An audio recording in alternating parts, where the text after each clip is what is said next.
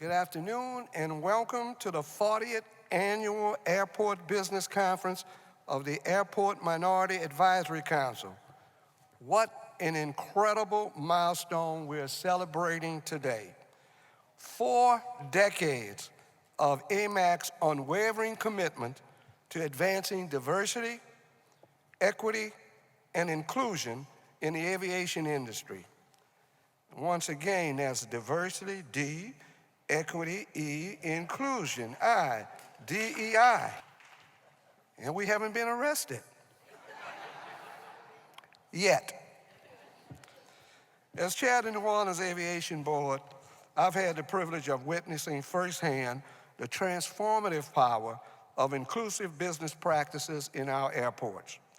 Here in New Orleans, we understand that our strength lies not just in our world-class facilities or our strategic location, but in our commitment to ensuring that small businesses have meaningful opportunities to participate in our airport's growth and success.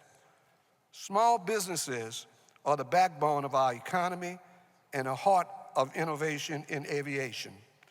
They bring fresh perspectives, agility, and entrepreneurial spirit that drive our industry forward.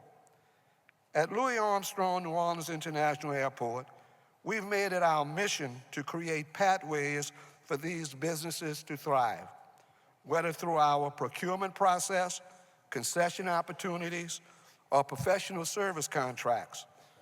That isn't just good policy, it's good business. The work we do in supporting small businesses extends far beyond contracts awards. We're building lasting partnerships, fostering mentorship opportunities, and creating an ecosystem where businesses can grow and succeed. When we invest in small businesses, we invest in the future of aviation and the commitments and the communities we serve. Today, we have the honor of hearing from a leader who has dedicated his career to advancing these very principles. In fact, he's dedicated his life to advancing these very principles on the national stage. I know Marc as a Louisiana State Senator, as mayor of the city of New Orleans, as president and CEO of the National Urban League, but I'm most proud to know him as a friend. Marc Morial's leadership spans decades of public service and advocacy. As mayor of New Orleans, he transformed our city's economic landscape and demonstrated what's possible when we commit to mutual growth. As head of the National Urban League, he has been a tireless advocate for economic empowerment and civil rights, championing the very values that AMAC represents in the aviation industry.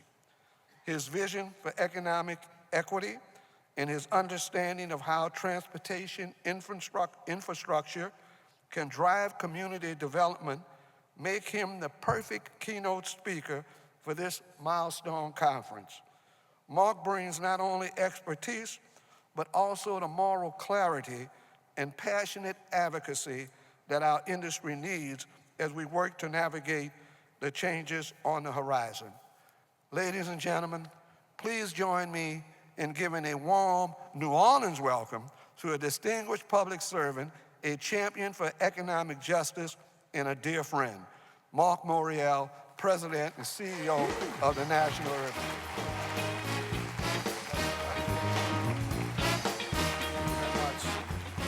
League. Good afternoon, AMAC. I am so proud to be here. I'm thankful for being here. I've been told that I need to complete my remarks at 1:25 Central Daylight Time. But I want to let you know my watch is operating on Mountain Time. That gives me not 5 minutes, but 55 minutes. Let me do a few things. First, Judge Michael Bagneris, who chairs the Aviation Board, is one of New Orleans' distinguished public servants. For years, he was a judge on the Civil District Court for the Parish of Orleans. And before that, I'm proud that he served in the first Morial administration, the administration of my late father, when as a young lawyer he served as executive counsel. Let's give Judge Bagneris a nice warm round of applause. Let me also say that there are a number of people here that I owe great friendship and appreciation to, who've been instrumental in the work that we've done and we did in New Orleans to lay the groundwork for the transformation of the Louis Armstrong Airport in the 90s and the early 2000s. Certainly the director of the New Orleans Louis Armstrong Airport, Kevin Dolio, is going to, if he hasn't already hit the mark, as being the longest serving aviation director in the city's history. Kevin has his own style. He's Cool Hand Luke. He's never flapped. He's never nervous, but he goes about making things happen and getting it done. Kevin, I know you're in the room. I want everyone to really recognize you and give you a warm round of applause. Thank you for your friendship and your incredible leadership. And then Daryl Benton, who is an executive in the industry with HMS Host, or whatever it's called today, I lose track, has been a unique champion. He understands how to operate at the highest levels of the industry, but he never forgets that he's from Eustis, Florida. Never forgets from whence he has come, and has used and leveraged that role as we would expect on behalf of businesses owned by Black people and Latinos and Asians and women. Daryl, I am always indebted to you. You are the best at what you do, Daryl Benton. And on Daryl's team is an outstanding lawyer by the name of Courtney Corsault. Courtney was one of my students when I was a 27-year-old professor at Xavier University. And Courtney was one of the top students in my class at that time. Today, she is an executive working where Daryl works. She also served as the in-house general counsel for the New Orleans Louis Armstrong Airport many years ago. Let's give Courtney a round of applause. Courtney, thank you and congratulations for what you do. And how could I not recognize my main man, WB, Winston Burns, who is outstanding, but let me tell you something about Winston. He would not be anything without Wendy Burns. Wendy Burns, his life partner, wife, and business partner. I'm so proud of them because they took one opportunity back in 1996 to participate in our renewed retail program and built it into a multi-city, multi-store enterprise. This is what these initiatives are all about, to open the door so that people can use their talent to build generational wealth. And Winston and Wendy have done that. And for them, they are representative of many of you in this room. So please join me in giving them a round of applause. And then finally, and I'll have a very short message, Judy Bird. When we began our efforts here in New Orleans in 1996 to transform the airport, we needed talent to plan a new food and retail program from beginning to end. How we would fund it, what the mix of stores would be, what the economics indeed would look like. And at the time, Judy and our partner brought that expertise to the Louis Armstrong Airport, and it's been foundational to everything that the airport has done since that time in the retail and food space, providing enormous opportunity for small businesses and businesses owned by people of color in New Orleans. Let's give Judy a warm round of applause. Very quickly, when I think look and observe the unique partnerships between major global firms and small businesses owned by people of color. I think we can safely say that that approach envisioned in the 70s and the 80s is one of the most significant and successful small and minority business initiatives in American history. In American history. When you talk about airports, you're talking about 1.4 trillion in economic impact, 11 million jobs, 6% of GDP. When you are looking at airports, you're talking about retail sales of $12 billion annually. When you're looking at airports, you're looking at governmental entities primarily owned by American cities. In some places, counties, in some places, states. And when you look at this partnership has been successful. And it is troubling to me that anyone would seek to dismantle this approach for any reason whatsoever. Now, I'm gonna say, I didn't come here to bite my lip, hold my tongue, be afraid of what somebody might say. This assault on diversity, equity, and inclusion is a smear campaign. It's a smear campaign against the hard work of generations and millions of people who've tried to level the playing field, open the doors, provide fair opportunity. And this is why we cannot be afraid in resisting the efforts to roll it back. Whether it takes litigation, political action, protest, or your voice, it is essential. And our business partners and the global concerns, they have been great partners and great beneficiaries. I have an expectation for them that they will stand up too. That they will stand up because not only is it the right thing to do, it's the green thing to do. It's the economic thing to do. It's the way to accelerate job growth and economic opportunity. We know these times are difficult. We must stress over and over again the jobs you create, the economic activity you produce, the taxes you pay. And you must educate elected officials, the D's, the R's, the I's, I don't care what they are. Get in their face and tell them, I'm a business owner in your district. I provide jobs for 5, 10, 15 families. I provide health care. I provide a pathway to independence.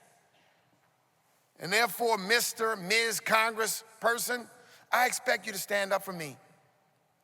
I expect you to stand up and not yield to those that would undermine what works. This has worked in America. I'm proud that it's worked. I'm proud when I travel to spend money at retail stores that are part of this partnership. And we must stand up. AMAC exists for a purpose: to learn, to share, to understand. But it exists for the purpose of advancing a vision of an economy in America that doesn't work for just some, but it works for all, provides opportunity and access and capital. That's what this is about. So while we should celebrate these great successes, we have to commit to stand up with our voice, with a strong message of economics, and yes, a strong message of fairness in 21st century America. So AMAC, continue your fight. Continue your work. Continue your collaboration. Don't give up and don't give in. God bless you. Enjoy New Orleans. And I just want you to know your curfew tonight is midnight.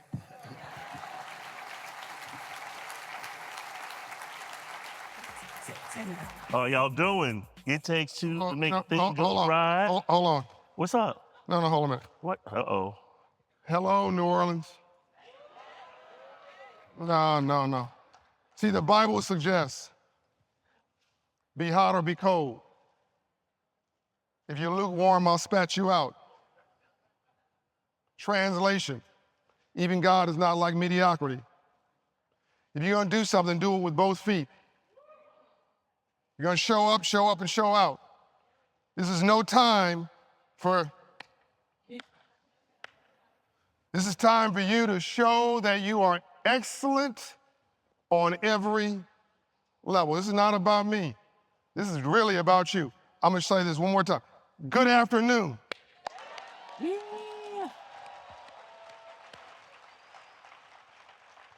Well, that's a warm welcome. Thank you all for being here. This is an important session. We were talking backstage around some opportunities about who will be in the audience and the importance of our conversation. But some of you all already probably know who John Hope Bryant is, but tell them a little bit about the work that you've been doing with Operation Hope, and so we can kind of use that as the basis for going forward. Well, my mission, first of all, honored to be with you. Marc, as usual, killed it and is doing great public service. We thank him for all he does with the Urban League. People know me mostly through Operation Hope, but really I'm an entrepreneur. Yep.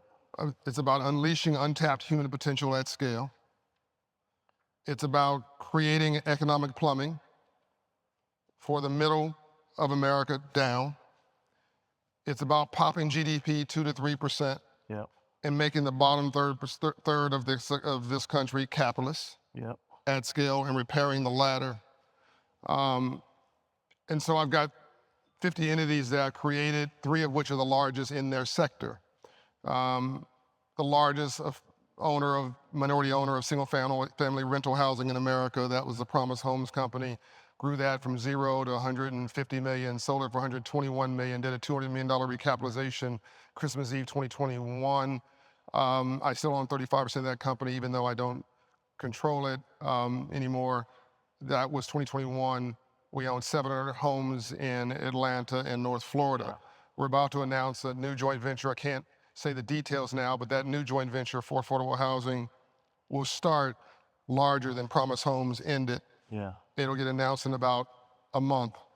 The largest digital media company for financial inclusion, top 100 podcasts for business, top 50 podcasts for entrepreneurship, 850 million video views in 2 years, 3 million views a week for people who are looking for aspiration, mostly our people. And by the way, it's top 200 in every continent in the country. So I have my own voice, and we have our own, we have to wait for somebody else to give us voice. We can decide what we want to say. We want to say it. In addition to partnerships with iHeart, Time, CNBC, et cetera. The most important part for this audience is the largest financial literacy coaching organization in America. That's Operation Hope. It's also the largest Black male-founded community-based nonprofit in American history. We have $4.5 billion invested in our communities, creating homeowners, small business owners, entrepreneurs. Our 1MBB initiative, 1 Million Black Business, created after George Floyd's murder, funded by $190 million from Shopify's founder over 10 years to create 1 million Black businesses. Before the election, we had some momentum. After the election, a month after the election, Shopify committed another $60 million, so from $130 million to $190 million in December of last year. We now at 450,000 Black businesses created, nurtured, supported in 4 years. That's just 1MBB. Thank you. We're the only nonprofit allowed to operate inside of a bank branch in U.S. history. Wow. People would know the story of the Freedmen's Bank. It was created by Abraham Lincoln after the Civil War to teach free slaves about money. Actually, Frederick Douglass ran the bank. It was gained by folks in Washington, unfortunately, and that history was mostly lost. We got the Treasury Department to rename the building the Freedmen's Bank building across from the White House, across from Treasury. But anyway, we have 1,500 offices now Right. in 42 states. Yeah. Our budget's about $75 million a year, 85% of which is funded by the private sector. So we turn this into a business plan. It's a hand up, not a handout. It's a James Brown version of affirmative action. Open the door, I'll get it myself. There you go. There you go. And we have, very important on the bank piece, we got the bank out of the no business and back into the yes business. Yeah. By raising credit scores, lowering debt, and increasing savings. So we map every zip code in America by credit score. And what we found is something shocking. Folks have been talking about race and politics, and these things are really important. But we've really found the color's not black or white or red or blue. It's green. So if you live, so half of black folks have a credit score below 620. Wow. I just need that to sink in for a minute. That's the lowest in the country. That means that irrespective of all our other problems, and racism is real, and bias is real, and political challenges are real, but that means that half of us will wake up in the morning locked out of the free enterprise system. You can't get a decent car loan at 620. At 580, you go get a Mercedes from a used car lot. It's not a Mercedes, it's Mercedes payments. You can't get a decent home loan below 700. Right. Yep. Number one way you build wealth in America is home ownership. Yeah. 44% of us own a home, and that's the entire tax policies around home ownership. You can't get a small business, okay, how good your idea is, below 700 is risky credit. So we think the issue is racism going in the bank. The bank doesn't want to get sued for telling you that your credit is toe up from the flow up.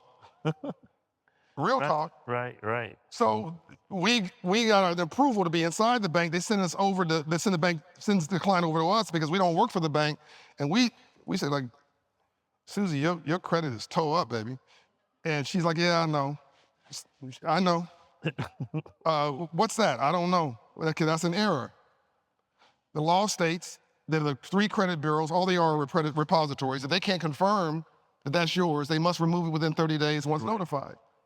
So we pop 30 points. For 80% of those folks we write a letter for, within 30 days, that credit score goes up 30 points. So we're raising credit scores 54 points in 6 months, lowering debt $3,800, increasing savings $1,200, somebody making $48,000, which absolutely changes their life and gets the bank out of the no business and back into the yes business. That's where the $4.8 billion, $4.5 billion of capital we've deployed at prime rates have gone into. We do a little... But let me ask this question because I want to make sure this group we have a bunch of entrepreneurs here, and you and I were talking around the fact of. No, but I gotta say, before you go to substance, I gotta say this just to make sure we're on the same page, because I've not talked to anybody in this audience before I say this. And I just gave a little riff on credit scores, and somebody saying, yeah, so what? Two points. One, if you live in a 500 credit score neighborhood, you live to 61 years of age. You live in a 700 credit score neighborhood, you live to 81 years of age. And they're 15 minutes apart all across this country. Every zip code in America, 15 minutes apart. Now, you tell me if this is what you see in our neighborhoods. 500 credit score neighborhood. Check casher, next to a payday loan lender, next to a liquor store, next to a rent-to-own store, next to a title lender, next to a pawn shop. Am I talking to myself? And a church down the street trying to make you feel a little bit better once a week. That's your neighborhood therapist. Black people talking about, I'm not gonna go to a therapist. Somebody might think I'm crazy. If you black in America don't think you're crazy, you crazy. All right, now let me get back to my question, man. I don't want to be crazy. I'm shaking, man. I'm shaking. But the point is, that was universal. And it doesn't matter whether you're white, poor, rural, right, or black and brown, urban. You see that same thing: check casher, payday lender, rent-to-owns. So these are universal issues that we have just not addressed from an economic perspective. And we have to still deal with 2 issues, right? When we do this in this country of America, we have to deal with the experiment of capitalism and the experiment of democracy. And we understand that both of them work together, no matter who you are in the world, right? We know that knowing how to play the game of capitalism and recognizing how do you take the politics to make sure that you get the right politicians and they put in the right kind of policies, and those policies create the opportunities for people to make profits are all critical. And knowing that game and that cycle is how we move in that space. And so a lot of the work that you've done with Project Hope. Operation Hope. Yeah, Operation Choke, my bad. Helps to make that all work out. So what are some of the ideas that you have of your conversation, what you just said, moving from this kind of affirmative action to competitive action and how that works in a capitalistic society? Well, you're being very kind. I think you should be much tougher to me, and we need to be tougher to the audience because they can handle it. You didn't mention the elephant in the room, What's that? DEI. But he's not in the room. No, it's in the room, and let's deal with it. Okay. It doesn't matter. Ignore it. It's irrelevant. Why are we the poster child for DE&I? We're fifth on the list. True. That's right. Women, veterans. Yeah. I mean, we're fifth on the list. Why are we the poster child for? Because politically, it works to somebody's narrative to combine race and whatever this is, and it's a distraction. Just ignore it. It doesn't matter. Right. Now it goes to the issue that you just mentioned, which is I don't care about DE&I. I love diversity. Yes. The most profitable companies in America are diverse. Absolutely. The most profitable regions in America are diverse and inclusive. Yes. The most profitable states, we're the biggest country in the world, biggest economy in the world. The two biggest economies in the US are California and New York. They're the two most diverse. The most diverse place in the traditional South is Atlanta. It's the biggest economy in the traditional South, the 10th largest economy in the United States. Where Delta, by the way, is headquartered and where you have the busiest airport in the world. 100,000 employees just for Delta. We are their financial coach, by the way, and Ed's on my board of directors. And they have built a model of inclusion at Delta, by the way, is the biggest airline, the most profitable, that has the biggest market cap, and they're the only airline in the U.S. that is celebrating their 100th birthday. And what they've done is said, when we do well, you do well. So they do profit sharing on the top end. Yes. I'm talking about billions of dollars of profit sharing every year. And then on the bottom end, they do financial coaching for every one of their employees because they realize that folks got too much month at the end of their money. Say it again. Am I going too fast? Too much month. Delta realized that people have got too much month at the end of their money. Okay. So this economy is $30 trillion, Right. biggest in the world. 70% of this, 70, is consumer spending. Not rich people, not government, not big. You coming to a conference, going to lunch, paying your car notes, paying your mortgages, 70%. And 70% of that 70% is living from paycheck to paycheck. Wow. If you're making $100,000 a year, let's see if I can get an amen in here. You're making $100,000 a year. Half of those are living from paycheck to paycheck. Wow. If you're making $250,000 a year, a third of those are living from paycheck to paycheck. You live in New York and you make $100,000 a year, it feels like $39,000 a year. Can I get an amen? Man. So this is an issue that affects everybody, but no one's taught us about I think financial literacy is a civil rights issue of this generation. Yes. But it's what we don't know that we don't know, but we think we know. Right. Like nobody even knows how the economy operates. If they did, we wouldn't be making stupid decisions that we're making. We wouldn't be making interesting decisions that we're making in policy right now. Correct. If we understood who's driving the economy. Here's another one. This is why I say don't be afraid. This is time for you to put your foot on the gas. Don't be afraid of anything. In 1952, America was 90% Caucasian. That means what Marc Morial's parents and what my mentor Andrew Young and what Dr. King and Dorothy Height, God rest her soul, and all these heroes and sheroes, what they did was miraculous and it was moral. The country made a moral decision. Right. And the framers of civil rights were like the framers it's like the original framers of the Constitution and the Bill of Rights, like the framers of America. That's how important they are. But today, America's 40% black and brown. Today. Hold on. Within 10 years, it'll be a majority of minorities. Within 10 years. But it gets even more interesting. Right now, you've got $150 trillion of wealth that's created by baby boomers. $100 trillion of that's going to transfer in the next 10 to 20 years to their heirs. Right. Next year. homes, stocks, bonds, cash. The kids and the spouses don't want the businesses. It's too much work. There's no succession plan for $15 trillion of businesses. And basically, these are wealthy, the baby boomers, wealthy, white, trying to all play golf at the same time. They're all retiring at the same time. By the way, I'm not making a racial comment. These are literally, I like math because it doesn't have an opinion. This is literally just the facts. The baby boomers are all trying to retire at the same time. They're 65 years of age. There are more of them than young people under 18 who are of color. So what you have to do in order for this economy to continue to succeed, my rich friends need my poor friends to do better if only to stay rich. Which means we've got to make financial literacy a national norm. Yes. Which means we've got to have businesses like yours to be not just surviving, but you got to be thriving and winning. Yeah. Which means you should not just be doing small deals. In my opinion, you should not be doing a startup, you should be doing a buyout.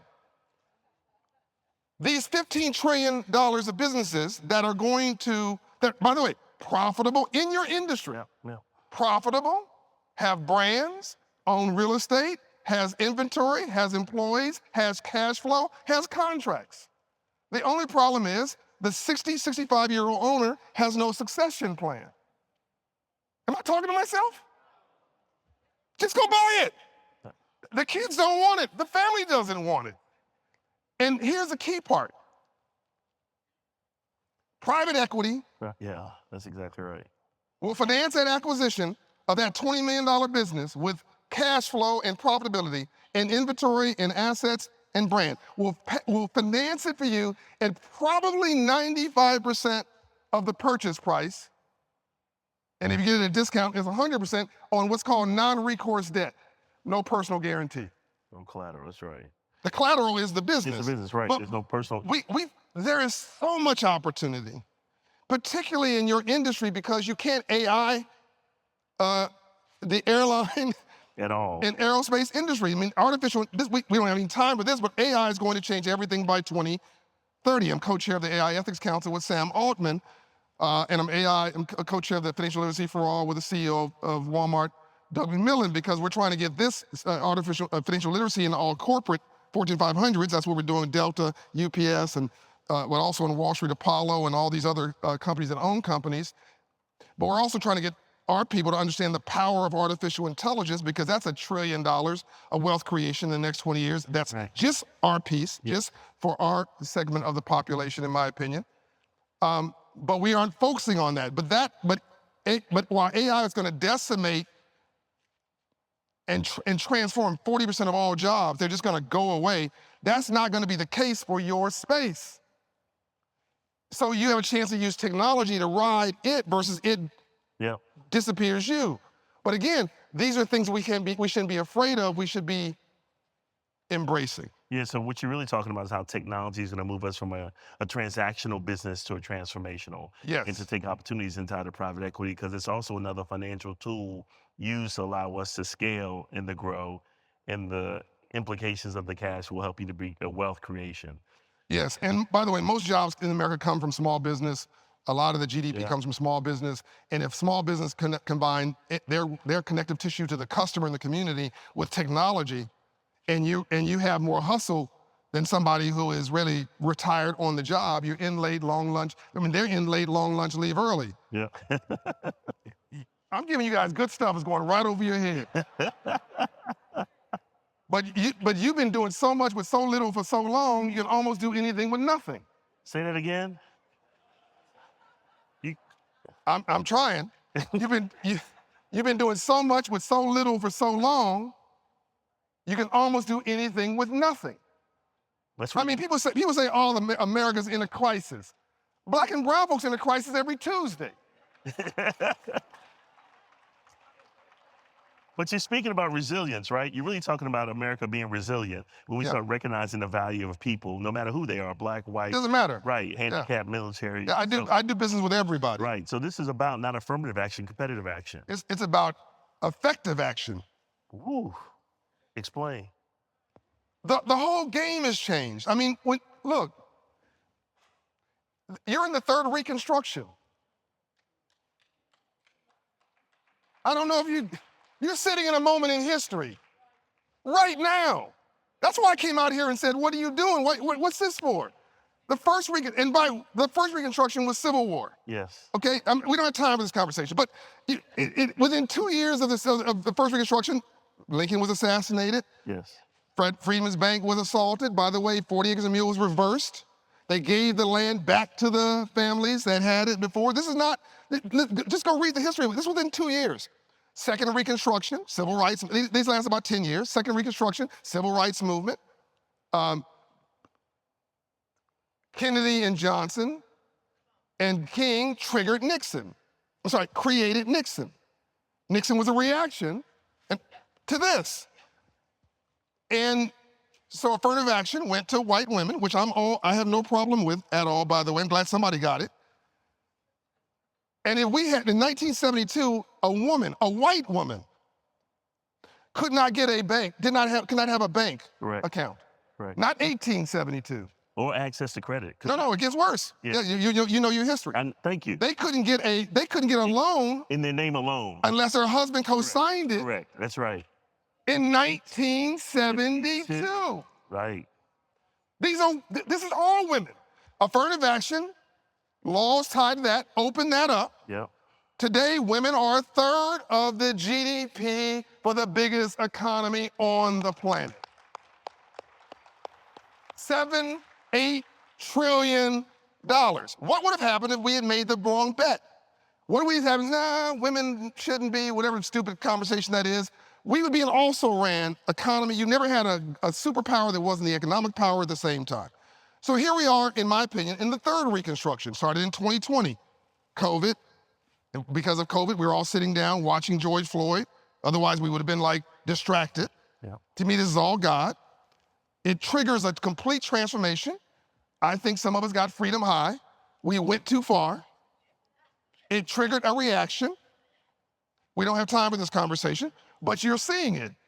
You're experiencing it. Why are you surprised? But you've got the internet. You've got artificial intelligence. Look, Van Jones, he's on the AI Ethics Council. Van Jones said, 99% of black and brown folks don't know a thing about AI. But 99% of white folks don't know a thing about AI either. It's equal opportunity discrimination. Yeah. Accounting jobs, gone. Half of lawyers' jobs, gone. Anything that can be automated. You got a high school education, no hustle, you're in trouble. Go to the grocery store, go to CVS, go to whatever go to your drugstore, go to your grocery store, go to the airport to You're checking yourself out. You're checking yourself out. But 10 years ago, it was 10 tellers for high school education, one test pad. Yeah. Now, it's 4 pads, and 1 or 2 employees making sure you don't steal. That's right. I'm sorry, quality control, customer service. Come on, man. I'm giving you guys good stuff this morning, right? You gotta laugh, people. You gotta laugh. If you don't laugh, you'll go crazy. So my point is, this is robotics. Yeah. This is technology, and this is the beginning of AI. And it's you're gonna have 300 million robots that are virtual by 2030 that talk to you. You will think they're human. You'll have 300 million robots that are humanoid by 2055. In your lifetime. This is changing like this for everybody. But we're used to hustle. We're used to problems. We're used to getting up late and working longer and staying harder. Anybody who can hustle, who can innovate, who is tired of being at the bottom and want to be at the top, this is your time. Right. At a time where the country can't avoid the demographic destiny. This is not a foregone conclusion that America is going to continue to lead the world. But here's what I absolutely know. You can take no pleasure in the fact there's a hole in my end of our boat.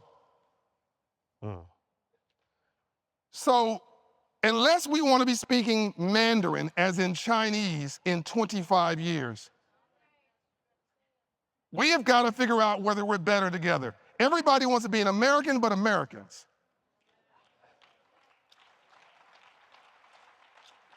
all this fighting with each other and throwing rocks and I don't like you because you black or white or Republican or Democrat or y'all better knock that off. Yep. There are 4 countries want to take you out. China, Russia, North Korea, and Iran. They want your way of life, but they can't get it in a fair fight. They got to cheat. And the cheating is getting us to fight with each other and amongst each other. And the Bible says a house divided cannot. Right. So, to me, this is just common sense. God has a sense of humor. Like he has created a situation where we absolutely, in the next 20 years, if we want to continue to be the light on the hill, we got to figure out whether we are better together. Because a good relationship is where 2 + 2 = 6, 8, or 10. It's multiplication, not addition. If you're not better together, what are you doing? Quincy Jones once told me, the only thing worse than being alone is wishing that you were.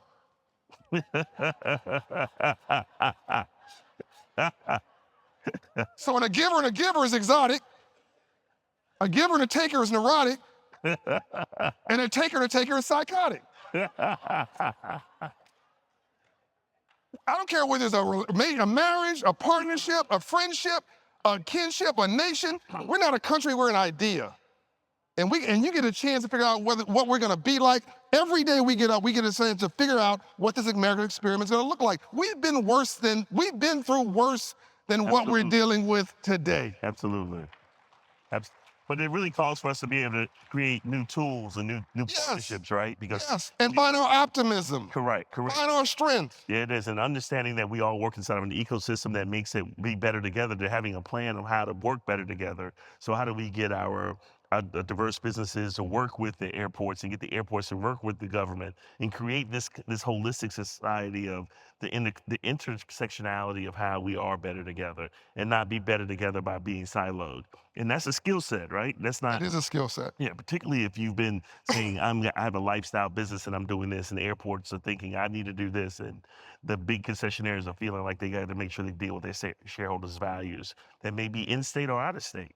So how do we create the kind of mentality to start allowing people to recognize that we are better together, but there needs to be a strategy, right? Because we know without strategy, the culture is going to take us to another place. And your background, speaks to all this. Clearly your history, that's why this is a very good and organic conversation, because you come from that, which we're talking about.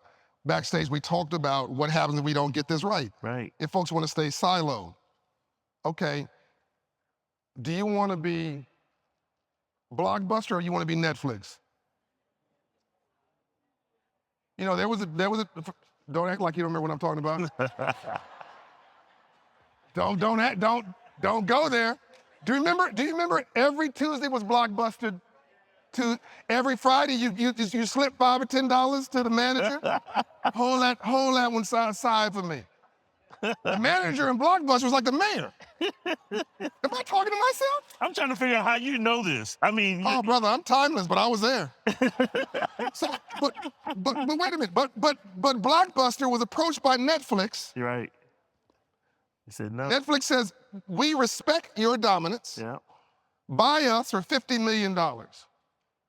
Blockbuster said, we're Blockbuster. We have market dominance. We don't need you. Blockbuster went bankrupt. Netflix makes $50 million in half a day. Yes. Netflix today, in half a day. Blockbuster's gone. There's one Blockbuster in Alaska that's left. But do you remember Kmart? JCPenney's? Kodak booth.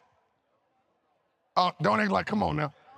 And every parking lot in America was a Kodak booth. Maybe you had to be 40, 50 years old to remember this. They're gone. It's all gone. Telephones. You remember telephones inside of the corner?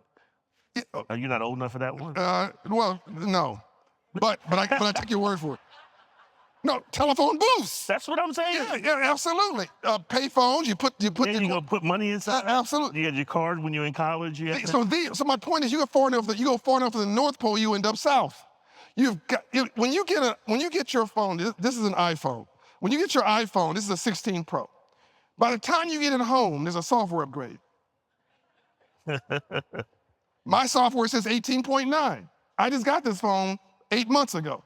Even Apple realizes, one of the wealthiest companies in the world, you can't sleep. Right, innovate. You got to innovate, recreate, reimagine, hustle, double down, inlay, over the round, we're going to get to it. People of color, women, those at the bottom of the pyramid who are strivers are the gold standard for this country. It's we've been here before, in the early 1900s. You had two guys come into Ellis Island with a dream. They wanted to do financial services. No one would hire them in the office buildings. Right. They decided to sell financial services door to door. One guy was named Goldman. Another guy was named Sachs. Don't trust me. Do your Goldman, Sachs, a building you can't even get into now. By the way, KKR, Yep. Walmart, that was a guy, Sam Walton, with a pickup truck in the storefront. UPS was a guy on a bicycle. I think his name was Carey or something, on a bicycle, and then he joined with Henry Ford, and that became the vision for UPS. A bicycle turned into a car, and so on and so forth.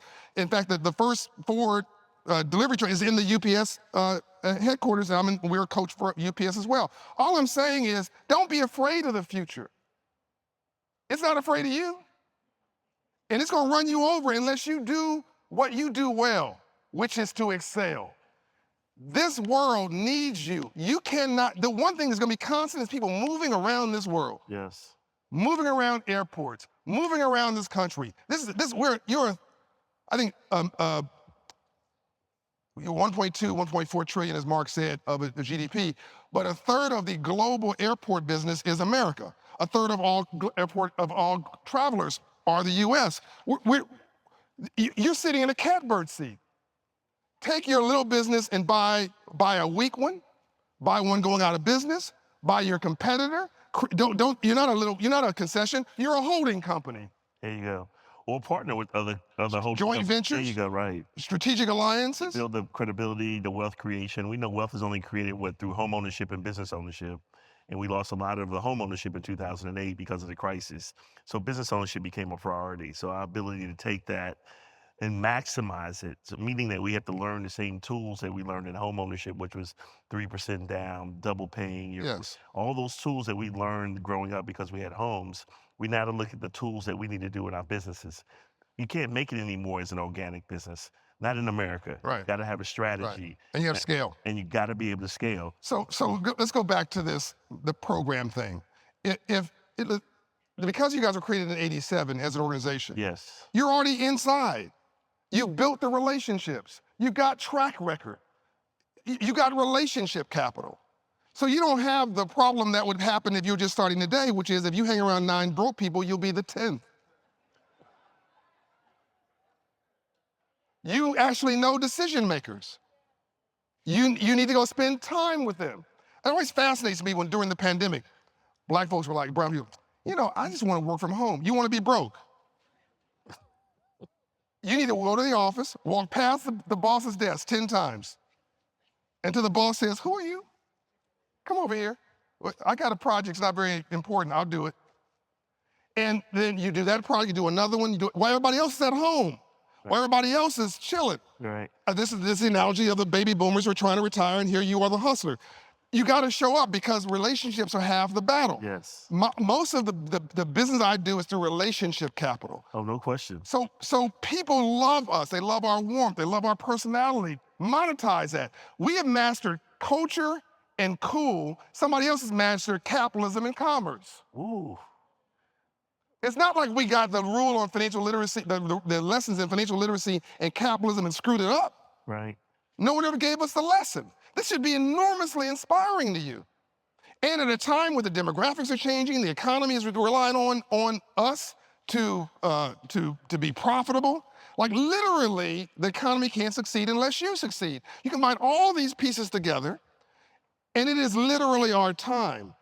whether R is a business owner, whether R is a person of color, whether you say I am, R is, well, however you define that, whether you say I am is a small business owner, a woman-owned business, whether you're running an airport, this is a way for you to create value. Correct. That is more enhanced than your peers, because diverse markets are more business are more profitable than your non-diverse peers. Birmingham. I want to, before you go there, I want to capitalize on something I think is important. You know, I think about this in my business. We're not boring you, are we? Okay. You never want to be the old guy in the club.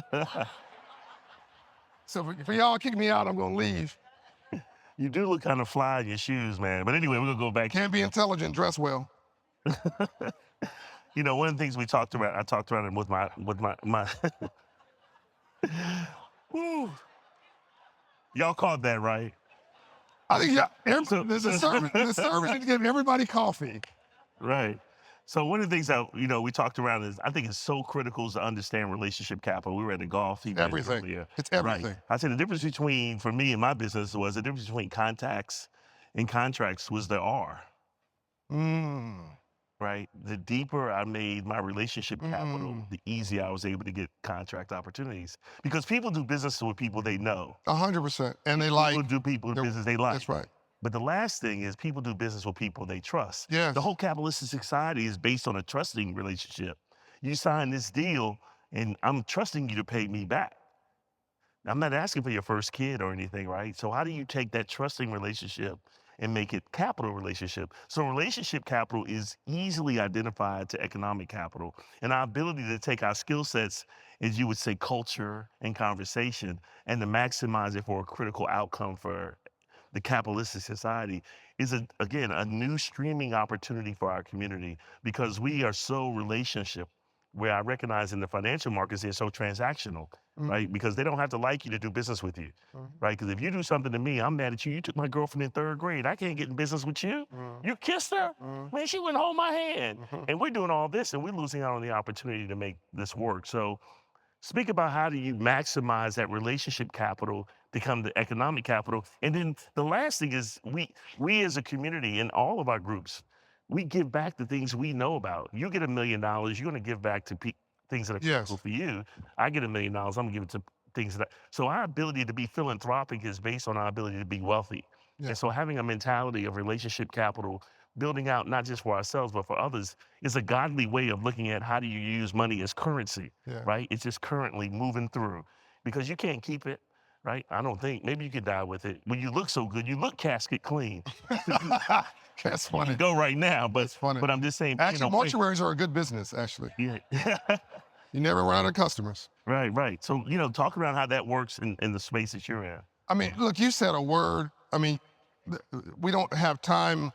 Dang, y'all. No longer. This is gangster. It says we no longer have time for Q&A. I mean, there's direct. Like, John, you talk too much. I really wish we had another session just on relationship capital. Yeah, absolutely. I mean, it is everything. Everything. So why go to Harvard?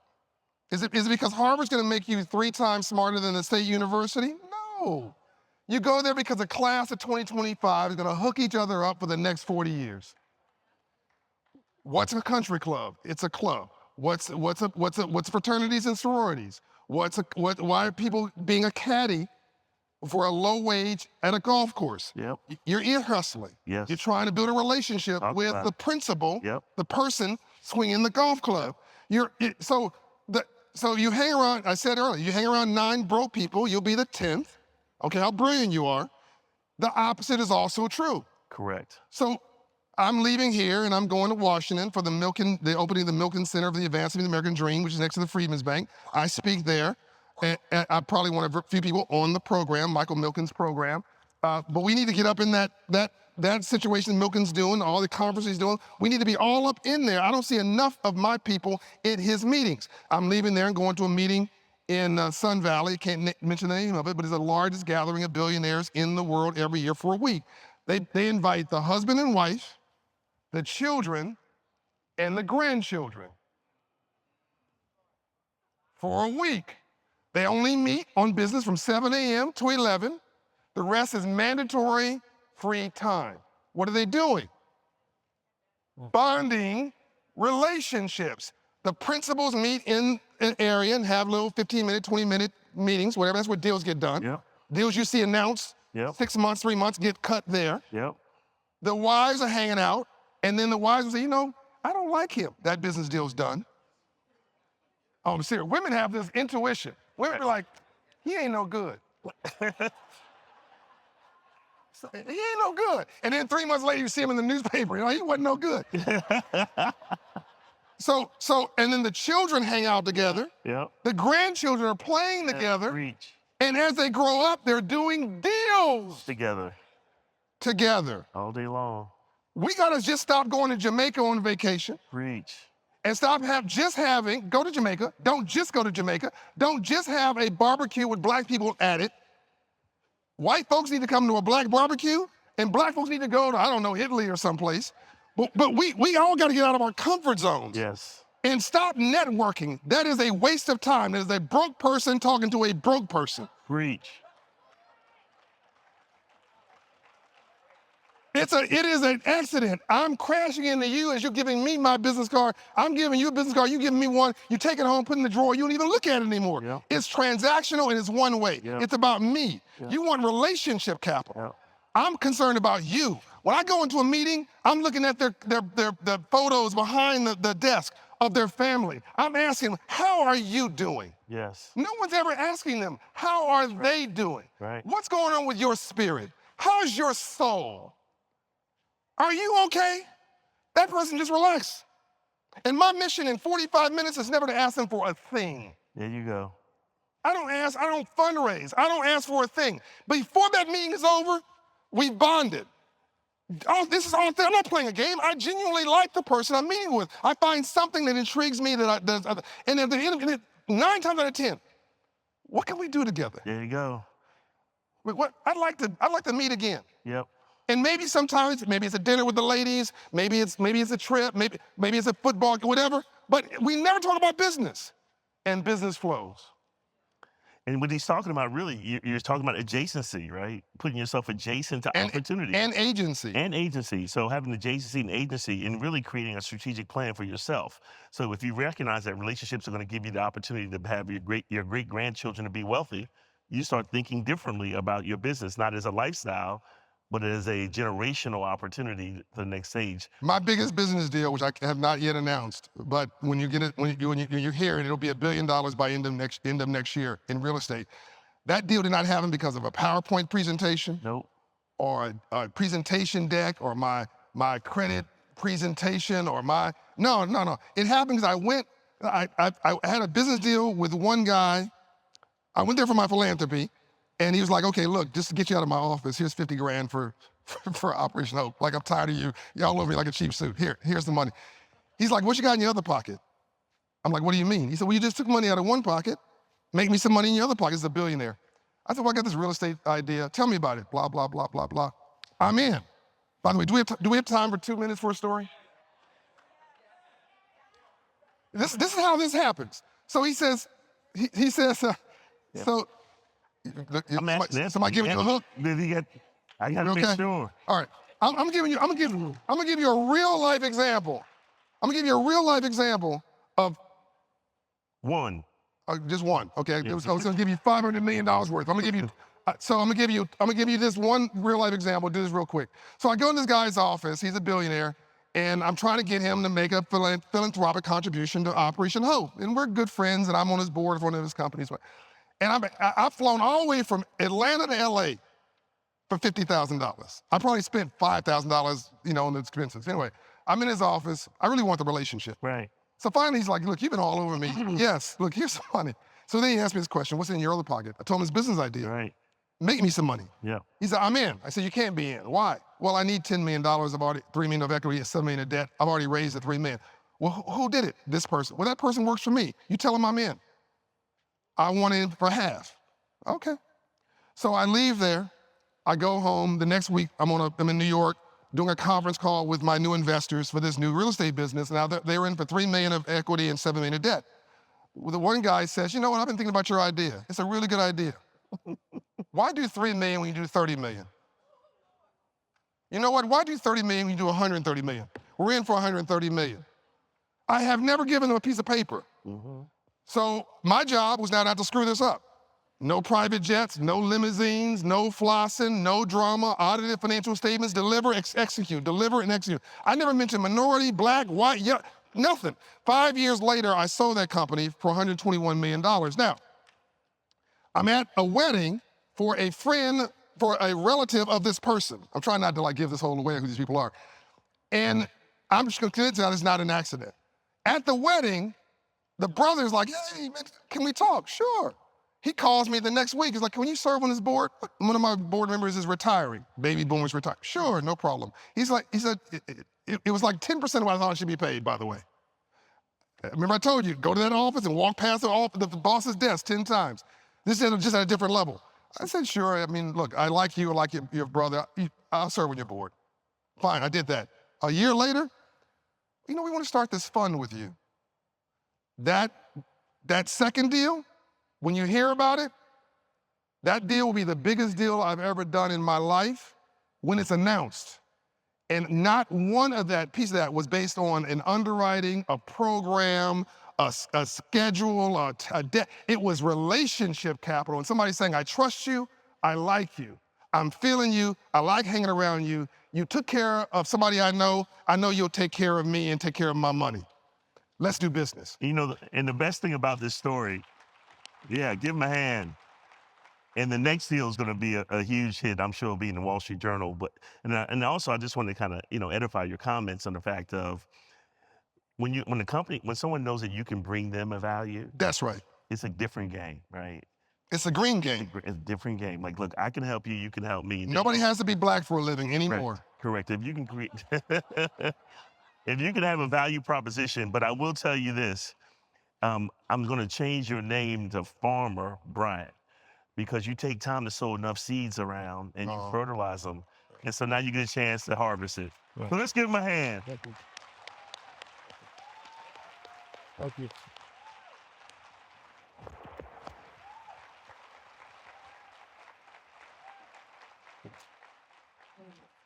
They'll let me.